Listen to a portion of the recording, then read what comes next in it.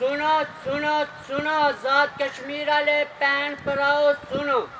वाल्मीकि बारासी प्या के 5 साल बाद फिर बरसात होने वाली है। ये सारे सियासी कीड़े मकोड़े बाहर निकल आसन। उसना मतलब सी के इलैक्शन आने वाले ने। ये सारे सियासी लीडर ते कारकुन मारे ते तुसा ने कार आसन कोई तय उन्होंने फातिहा लासन जिन्हें की मरिया साल हो गए ने। नाले तुसा की शादी ब्याह दी मुबारकबादा भी दे सन।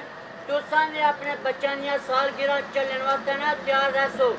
मौत है भैनों, ये तुसा को 5 साल बाद वोट मंगन आसन खाना भी खासन नाले माल डंगरे ना भी पुछसन। ए वाल्मीकि बाया सी भैनों ते भराओ तुसा की मैं कोई गल आखसा इस बारी बेवकूफ ना बनया ना चाचे मावें दा वास्ता भी कोई देवे पर तुसा नहीं मनना। उन्होंने को एक गल जरूर पूछनी है कि 5 साल वास्ते कितने गायब हो जाते हो। जेड़े वादे करी के गए थे वो वादे पूरे किया नहीं किए।